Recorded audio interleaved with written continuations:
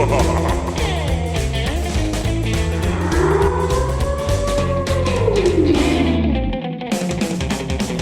to the Nick Taylor Horror Show. Relic is one of the newest movies from IFC Midnight and the feature debut of Australian filmmaker Natalie Erika James.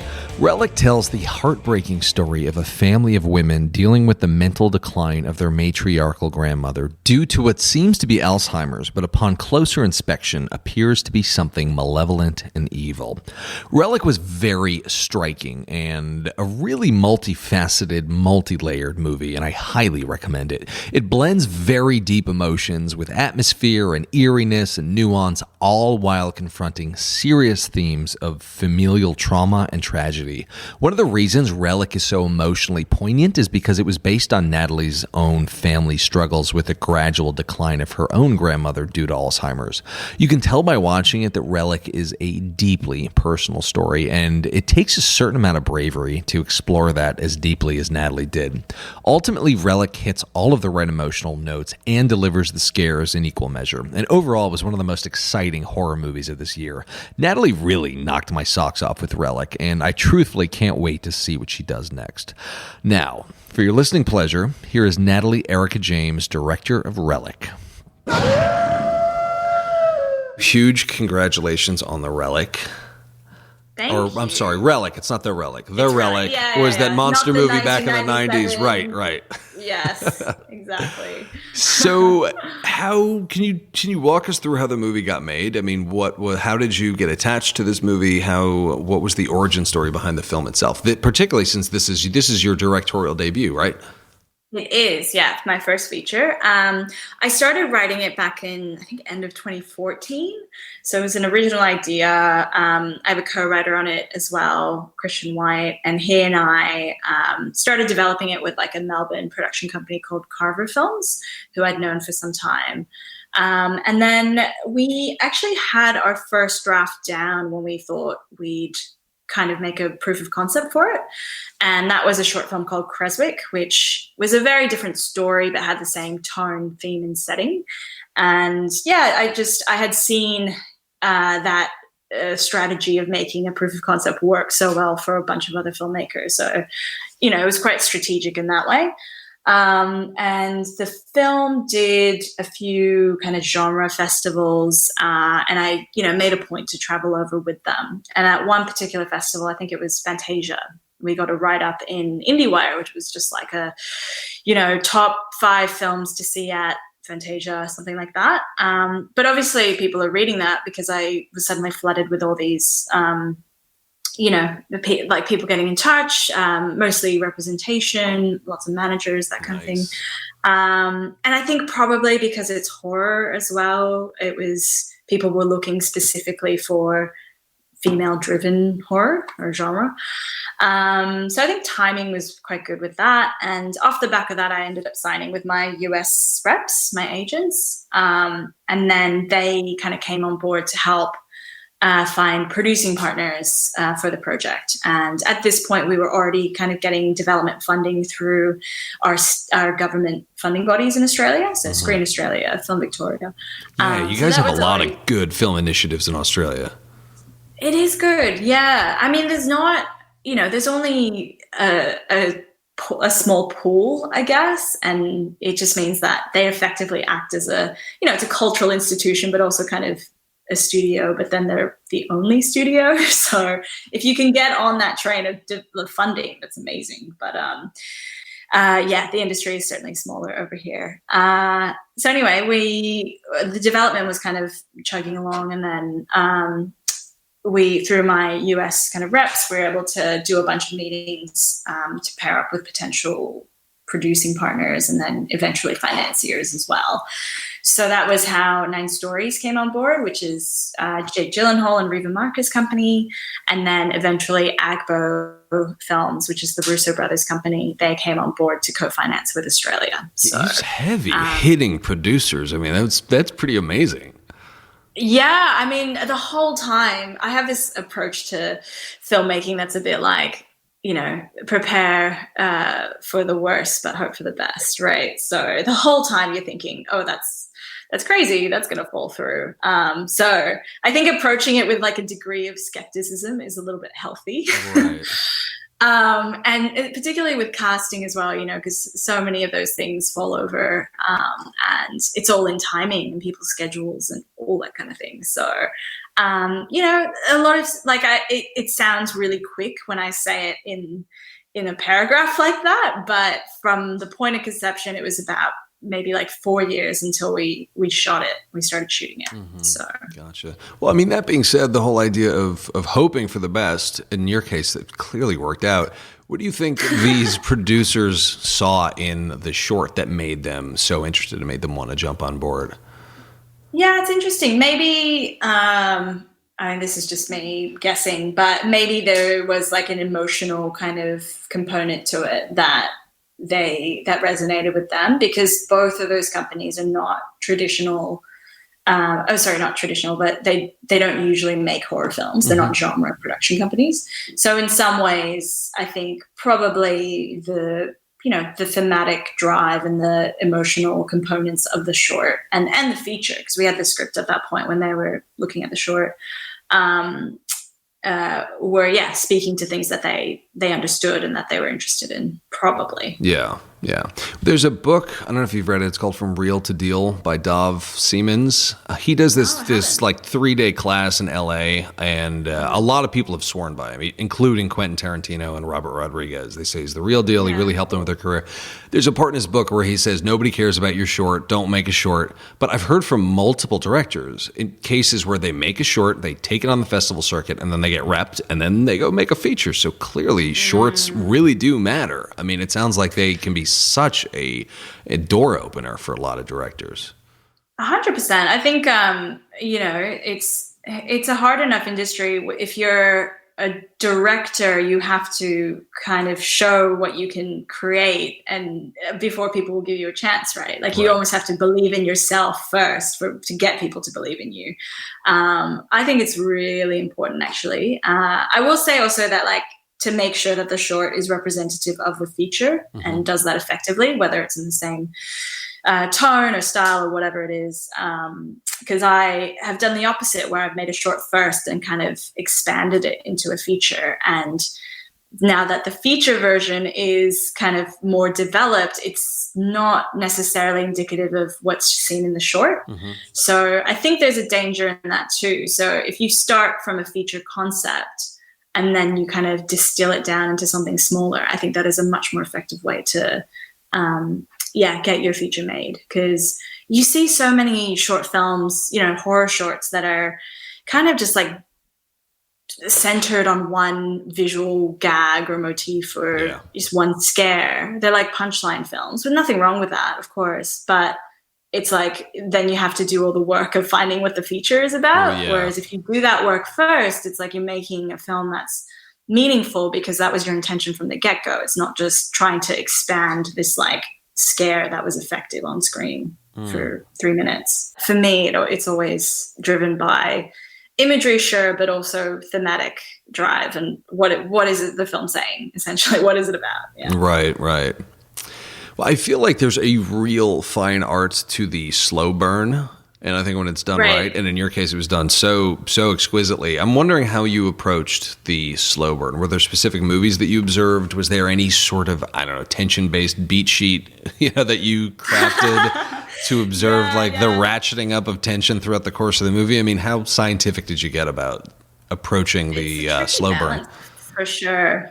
Yeah, it's a really tricky balance, especially in something like this, where there's a suspension of whether it's something supernatural or something in real life. It kind of has a gothic horror kind of framework or approach to it in some way. I'm sure we did. I don't know if we physically wrote graphs or anything, but definitely we were conscious of where the highs and lows were coming in terms of tension. I would point to a film like Kill List by Ben Wheatley. Yep, that was cool. Which has this like really sinister tension, even though the films are completely different. And then it just kind of ramps up into this haywire ending. And so I would often, it is useful to have comps like that to know in yourself that you can do it, but also to convince other people and go, hey, these guys have done it before, so it will be fine. Because it is a slow burn, and it's that inherently means it's not going to be for every horror fan, right? Because I think these days the expectation so much is to, have that scare every 10 minutes or every 15 pages. I feel like we're getting immune to jump scares. I feel like everybody knows when they're coming. They can sense the setup, and everybody hates that false jump scare where it's the cat that jumps on the piano or whatever. I feel like we're just completely over the jump scare. Yeah. I mean, I think there's it's in making a film, and when an audience watches it, you have you're creating trust, right, between a filmmaker and an audience. And I think every jump scare you have kind of, especially fake out jump scares, kind of erodes that trust. So it's not my personal approach, but obviously they have their uses as well. Today's episode of the Nick Taylor Horror Show is brought to you by Diabolic DVD. For almost 20 years, Diabolic DVD has been the source for horror, cult, and weird cinema to customers around the world. Diabolic offers a one-stop shopping experience for all of your favorite labels, including Arrow, Synapse, Vinegar Syndrome, Severin, Mondo Macabro, Blue Underground, 88, and many more from all corners of the globe. So whether you're looking for the definitive version of Suspiria or trying to upgrade your crusty old DVD of Cannibal Holocaust, Diabolic is the owner-operated small business choice you've been craving. Shop online at diabolicdvd.com. That's DIABOLIK DVD.com.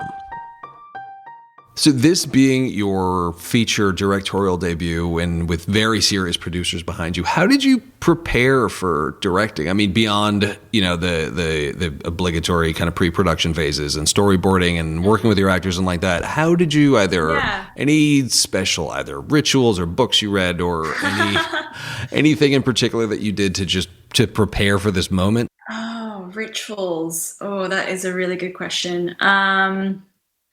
Nothing I can really think of. I mean, I think for me, what was really helpful was having a lot of, or at least part of the crew that I'd used on short films come up with me to do the feature.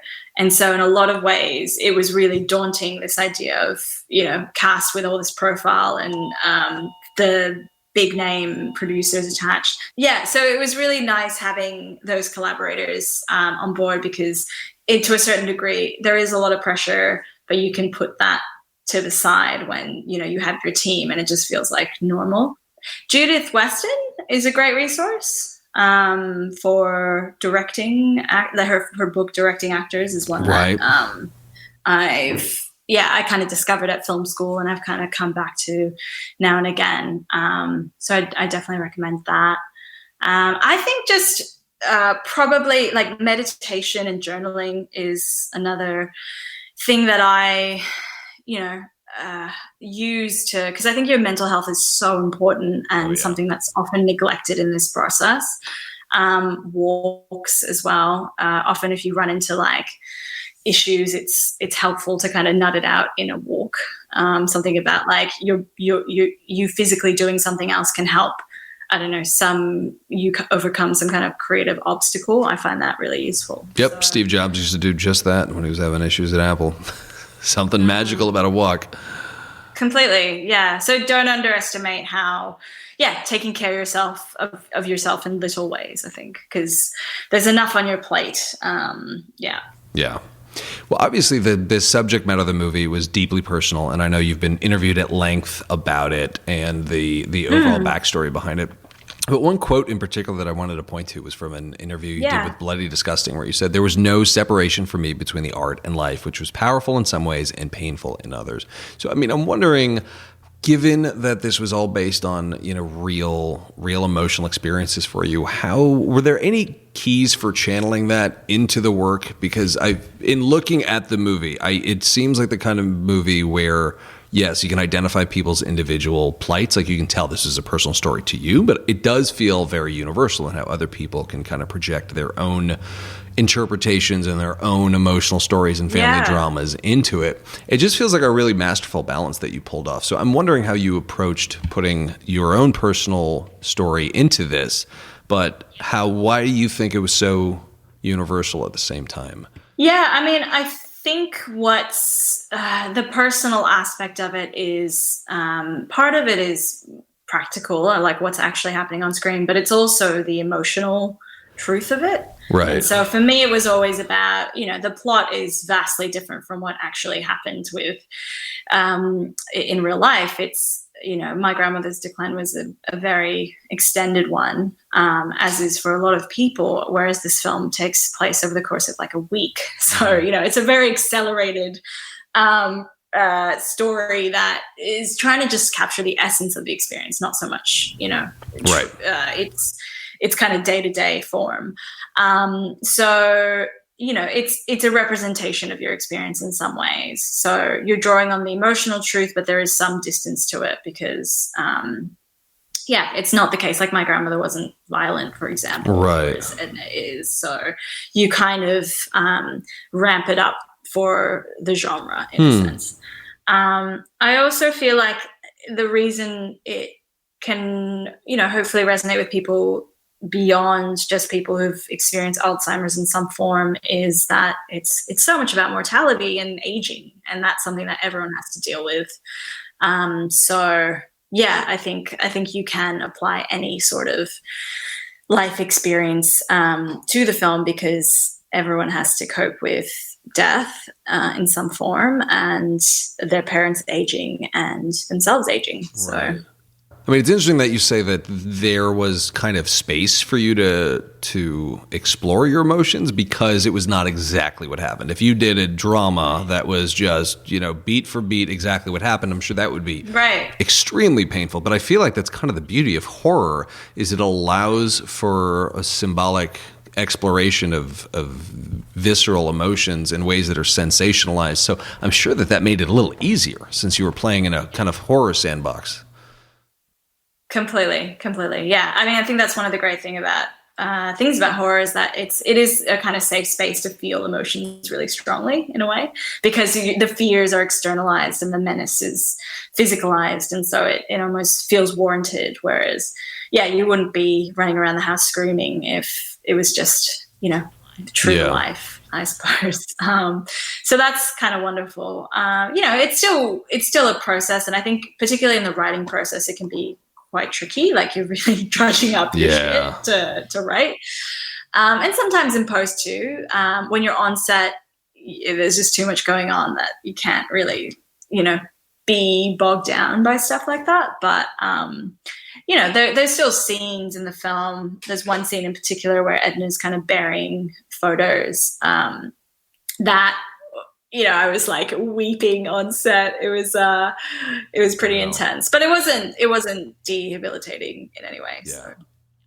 Well, was it a cathartic process in any way? I mean, was it healing to make this movie considering, what you had gone through? Yeah, I would say so. Particularly in releasing the film at Sundance because my parents were able to come along with me. And so my mom saw it for the first time there. I was really nervous about that. But she, really loved it and really connected with it. And I mean, not to sound too sentimental, but like we found out about getting into Sundance almost like a week before my grandmother actually passed. And we were in Japan visiting her and, doing a trip over there. So the timing of it was kind of uncanny. And yeah, it was, it was a lot. Like, kind of this career high as well as this, devastating low. But then for it to, I don't know, it was very meaningful in a lot. No, that's pretty amazing. And the fact that your parents got to be there to see the premiere at Sundance. I mean, that's amazing. Yes, that was wonderful. And that they liked it. I mean, had they not, I'm sure that would have been difficult as well. No, completely. Because obviously so many filmmakers use their own stories and make films. And obviously there's a lot of fallout with their family sometimes. So I'm so grateful that they were on board. Well, that's great. That's really great. Attention to all you New York listeners, the beloved comic book shop Forbidden Planet is in trouble in the wake of COVID-19. After months with zero revenue coming in and massive expenses going out, rent, utilities, and other bills have added up very quickly. The cost of doing business in New York City is astronomical, especially in a ground floor location off of Union Square. I grew up going to this place and could always find whatever my nerdy heart desired at Forbidden Planet, whether it was issues of Johnny the Homicidal Maniac or a rare Todd McFarlane Movie Maniacs action figure. Forbidden Planet had it and gave me the opportunity to hang out with members of my own tribe. I still go to this place and still get super excited every time I walk through their doors. Their staff is unbelievably nice and knowledgeable, and I always walk out with some awesome new discovery. Seriously, this is a magical place, and it breaks my heart that they're in trouble. The owners are dedicated to ensuring that their staff has a job waiting for them when the quarantine is lifted, and because of that, they need your help and have started a GoFundMe page. Just Google Forbidden Planet GoFundMe and you'll find it. Luckily, Forbidden Planet has been able to reopen their doors, so if you're in the New York City area or planning a visit, make sure you go there. Damn the man, save the planet. Please give if you can, and if you can't, please share the campaign. So I feel like a total geek for doing this, but I feel like with movies like this one, there's clearly a lot of symbolism, and sometimes that symbolism is conscious, sometimes it's very intentional, sometimes it might not be, and sometimes people again project their own symbolic interpretations. So I have like a list of things that I want to see. Okay, did I get this right? Okay. So the labyrinth within the house when she goes in the crawl space and gets stuck, to me that seemed like the danger of getting stuck in family drama and getting too involved and being kind of seemingly well-intentioned and wanting to be helpful, but realizing that it with certain like multi-generational family either issues or trauma, it is a bottomless, endless pit. And the deeper you go, the more lost you get. And the idea of just kind of feeling trapped by that. That was my interpretation. I think that's solid, honestly. Like, for me, like part of it as well, you could also see it as emblematic of Edna's mind, and I guess Sam and Kay being drawn into that experience as well. It's filled with her memories. It's kind of decaying as well. And it is a terrifying place. So that paranoia is mounting. But I think that's a completely valid kind of view of it too. And all those things are so, like important in the film. So I think that's an A+. Cool. Hey, I'll take it. I'll take those wherever I can get them. When she locks the door on her daughter and says, I can't leave her. To me, that was her trying to protect her daughter, again, from like multi-generational trauma and saying, okay, this ends with you. And And then when she... Okay, cool. And then when she kind of stripped her down to nothing, and again, for those listening, semi-spoiler alert, to me that seemed like it was symbolic of the role reversal between parents and kids when parents become a certain age, and she was going to strip down to her barest version, and was very childlike and very, very delicate. So that was my interpretation, the role reversal between parent and child towards the end of their lives. Perfectly wow, I apt. am on a roll, I guess.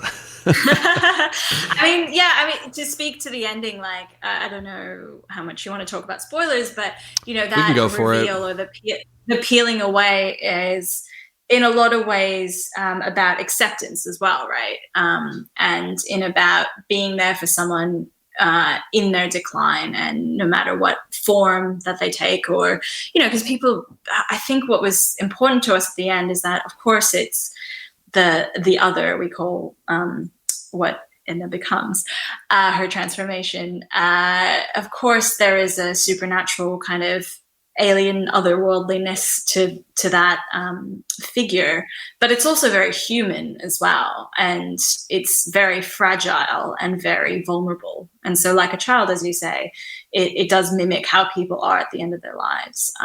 So we were just drawing on real life, the horrors of what people become when they're wasting away. Right.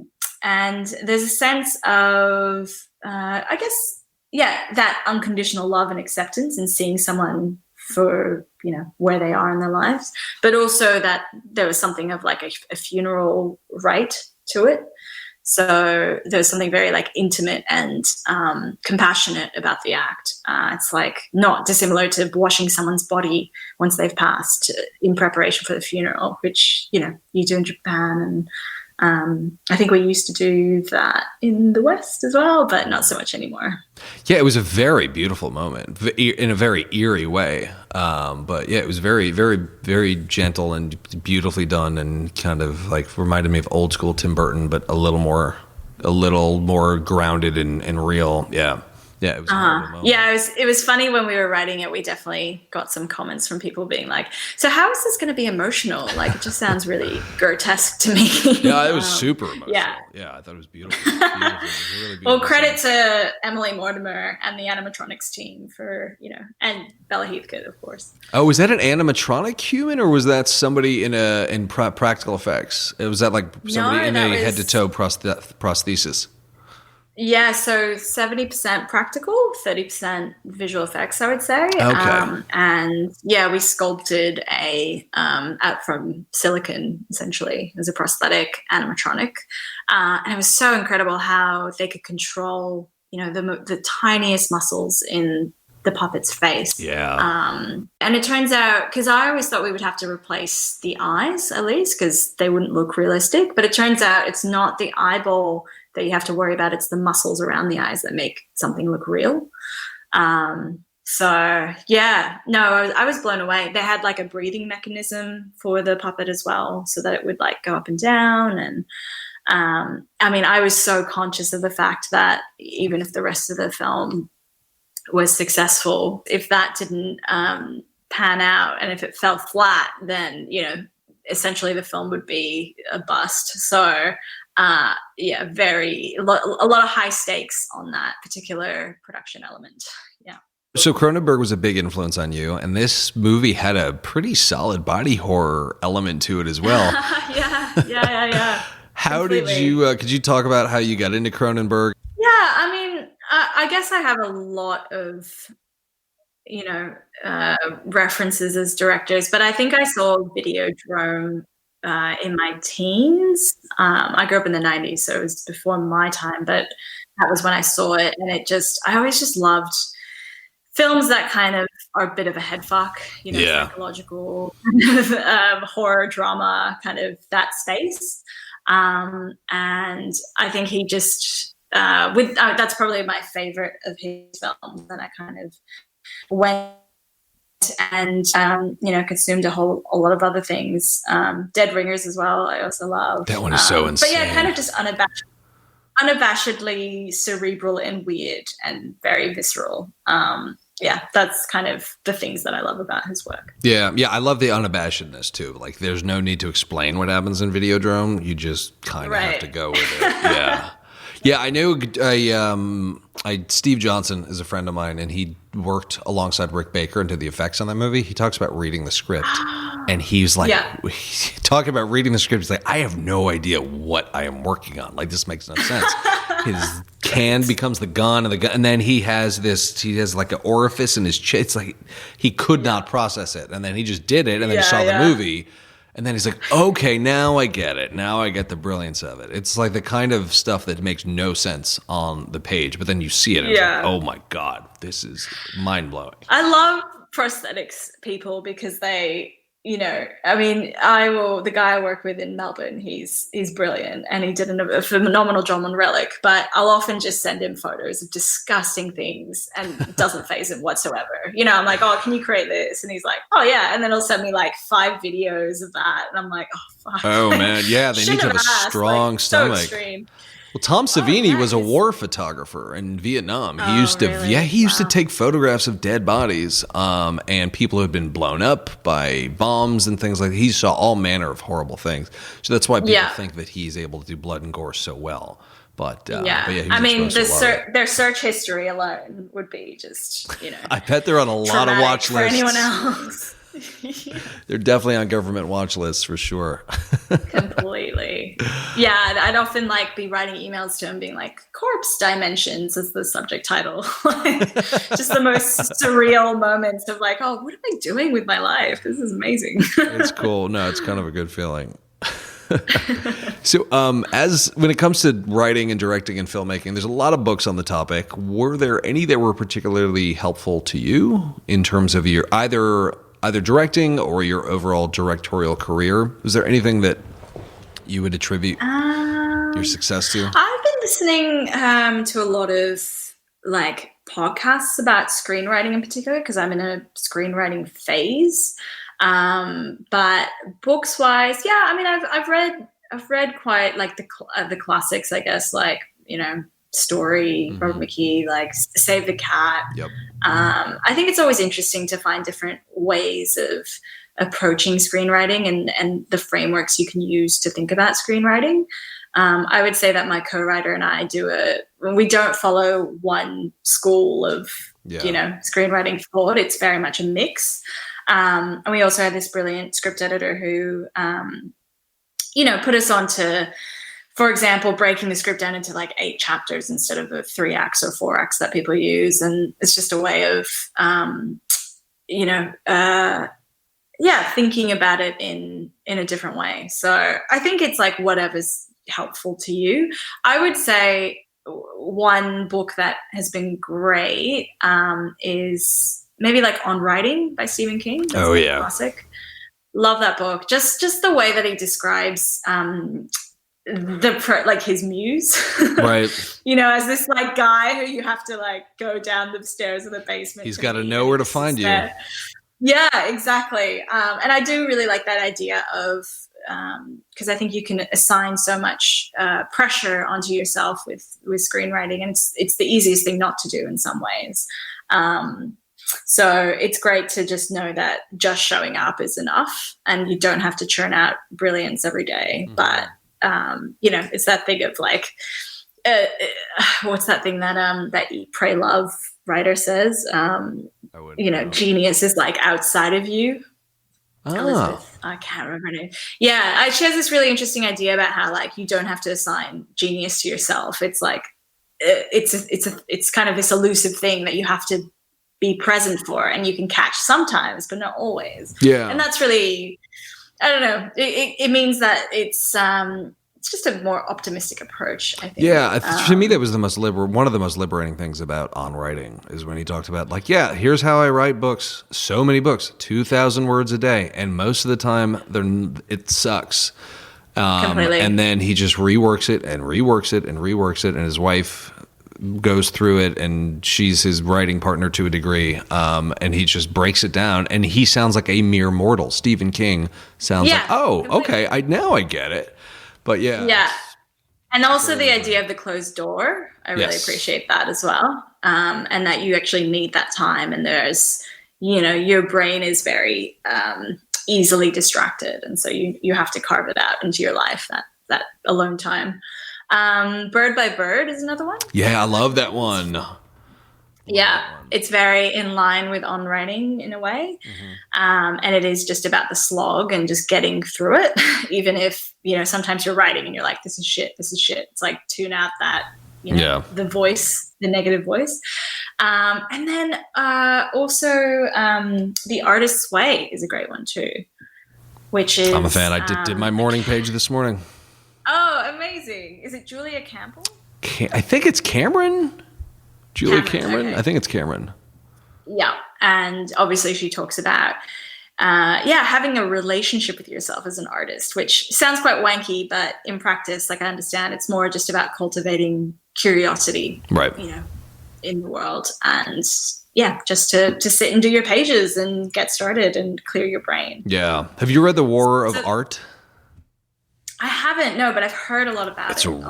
I think it's up there with all the ones that, because I'm a huge fan of all the ones that you mentioned, but that one is excellent. And it's really tiny. You can probably do it in an afternoon, but it's the kind of thing where you read 1 or 2 pages and then you kind of have to absorb it. But it's basically just about eliminating all the things that prevent you from writing. And he really dives into the notion of resistance and the idea that all artists are just blocked by resistance. And here's how you fight it, and here's how you basically, become a pro, so to speak. Yeah, amazing. Yeah, it's really, really good. It's a good kick in the pants if you're struggling.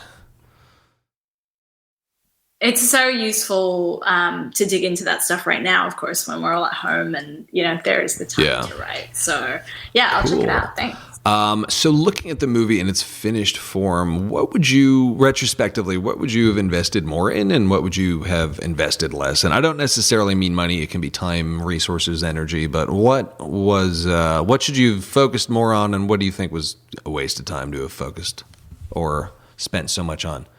Yeah, a really good question. I mean, it's always surprising to you as a filmmaker when you have a certain vision of something and you feel like it's in some scenes it falls short and other scenes it exceeds them, and also on the cutting room, what you thought was essential and what was so easily kind of fell away. So I would say I've learned a lot. I don't know about anything specifically, but I've noticed that in writing my new project, I can see now what I'll eventually cut anyway. So I guess it's just that thing of like, I don't know how to make this into a way that's like easily digestible for the listeners. Think I know what you mean. But let me think about it. I mean, one of the things that I was really worried about was the fact that we were over budget on our sets. So we eventually, in the labyrinth space that we built, we had to cut down, 40% of it about. And so it started out as a much bigger kind of space that we had to eventually, when we shot it, it felt like it was like two hallways kind of intersecting. But in the end, we were able to creatively problem solve it, and the sets were kind of modular, and we were able to like change certain things, like make the ceilings lower, make more doors appear, in a way that it still felt like the same area, but made the sets feel bigger. So I think in the end, it could, because of the way that we shot it, it was kind of fine, and it shouldn't have caused so much stress, in the development of it or the production of it. I don't know if that is a clear answer for you, but yeah. Okay, great. Well, what's next for you?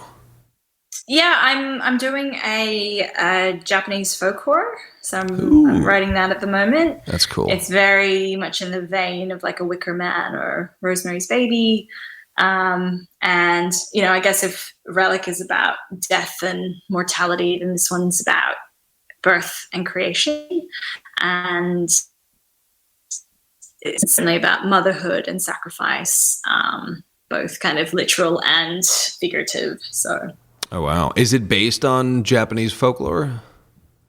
It's based on, it's not a specific story. It's just drawing on folklore elements. So we are kind of creating our own mythology. Yes. Oh, yeah. Interesting. Yeah. So this one deals a lot with death and the next one's going to be about birth. It sounds like you got definitely like a trilogy in you.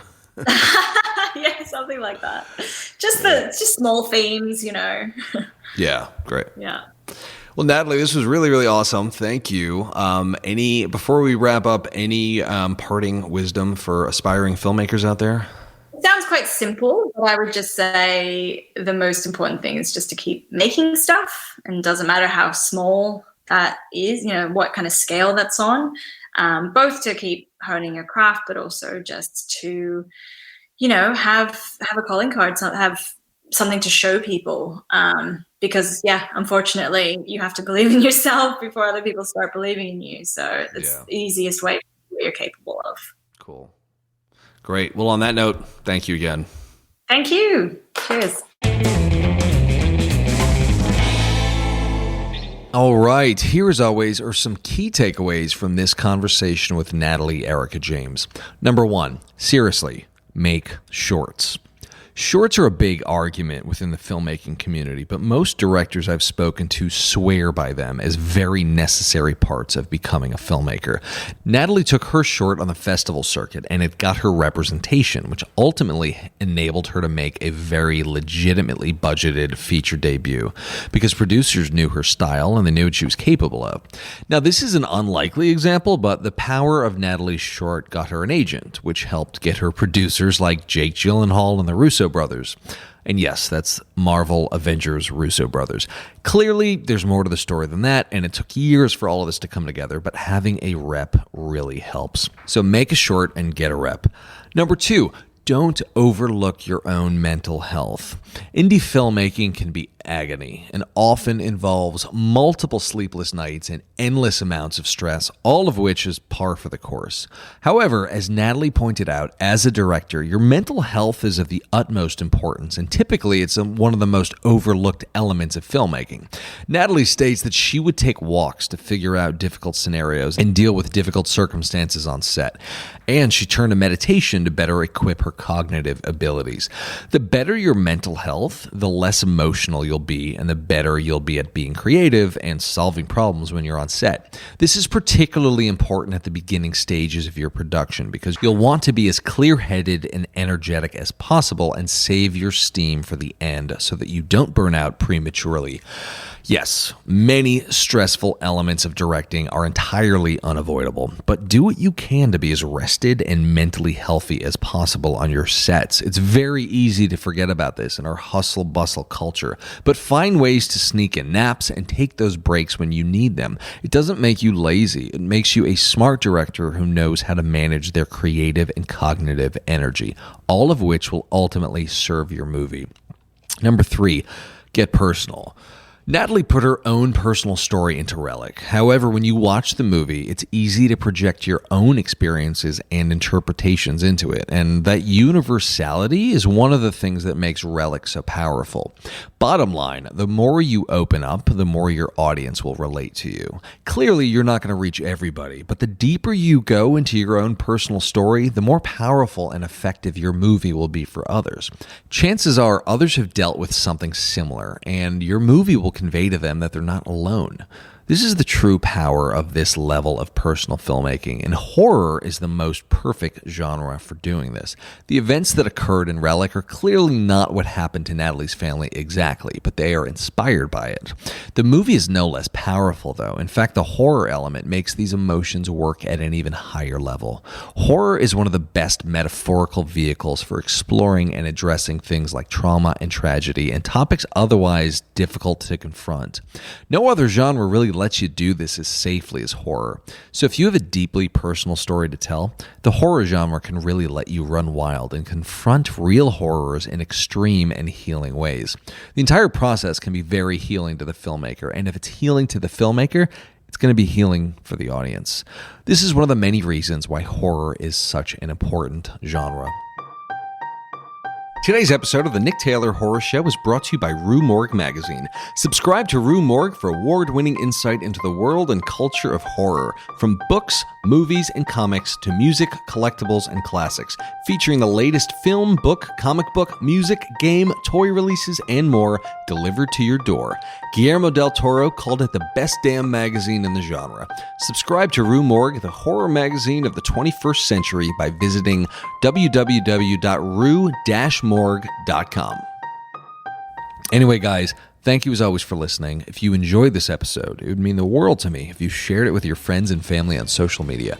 Don't forget to follow the show on Instagram at I am Nick Taylor. That's I am Nick Taylor, and on Twitter at the exact same handle. And why not leave us a kind review while you're at it? Anyway, thank you again for listening.